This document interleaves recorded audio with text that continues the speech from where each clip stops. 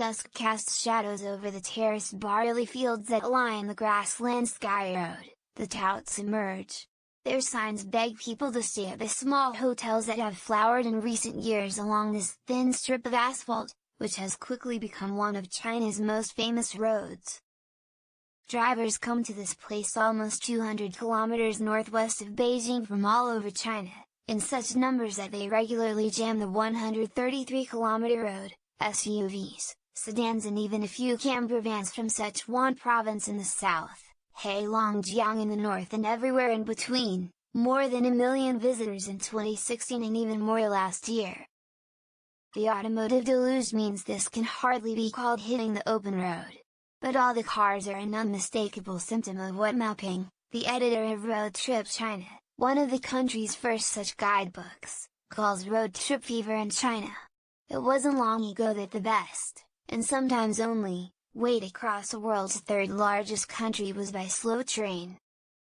But China's decades of blistering economic growth brought a road building spree that has left it with almost as much paved road as the United States and almost twice as much expressway, more than 130,000 kilometers in total, enough to circle the planet 3 times.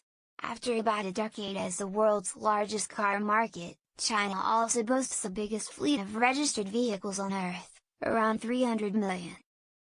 Now, the country's tourists are embracing what has long been a staple of North American film and summer culture, shunning the bus tour in favor of long distances behind their own steering wheels. Huang Yang drove 10 hours to the Grasslands Sky Road, filling the seats in his Toyota Highlander with his wife, their 2 daughters, a nephew and his mother, who compared time together in the car to the joys of spring festival reunions. On the car's back window, decals outline the route of another recent, 4,692-kilometer trip to Tibet. Mr. Huang, a factory owner in Henan province, is determined to load up the car whenever he can, choosing as his destinations the prettiest spots he can find. He's convinced it's better for his kids, too, to be on the road. Their schoolwork is a heavy enough burden. Locking them indoors to study would make their brains rust and go dull, he said. That attitude is part of a sea change in Chinese travel, as tourists abandon the group trips that once eased their first forays away from home in favor of navigating their own way. The percentage of domestic tourism trips organized by travel agencies fell by more than a quarter from 2012 to 2016, according to the most recent statistics published by a subsidiary of the China Tourism Automobile and Cruise Association. Meanwhile, road trips doubled in that time, to 2.6 billion person trips in 2016.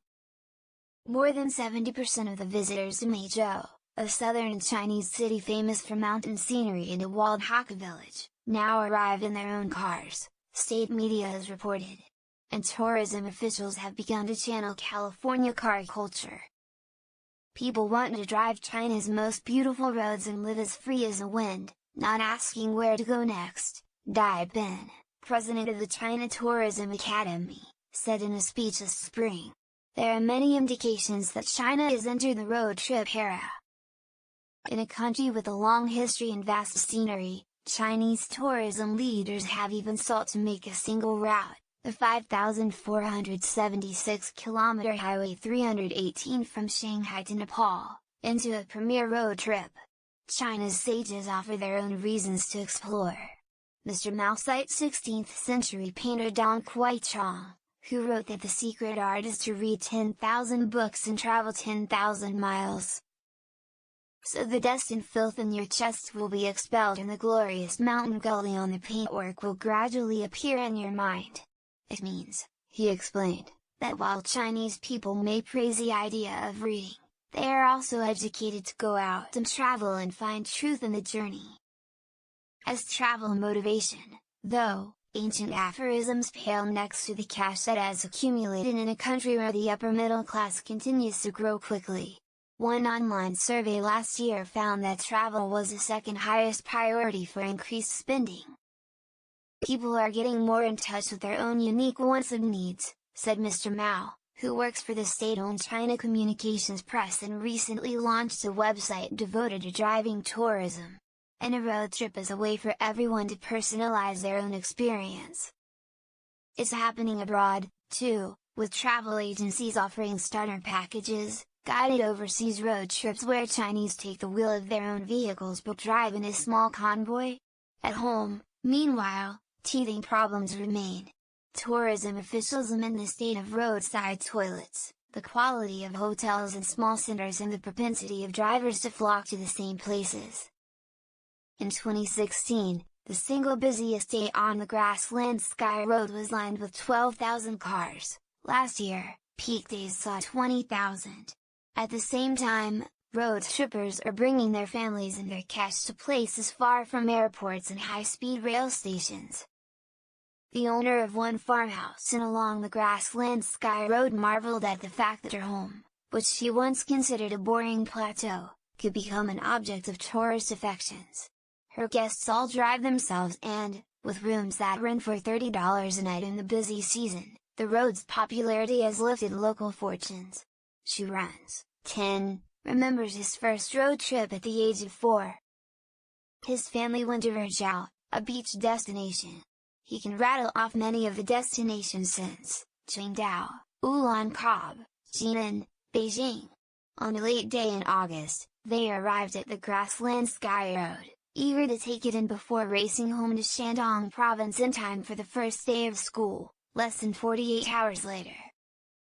"It might be crazy, but we just wanted to make the most of our time," said Ma Kun, Ren's mother.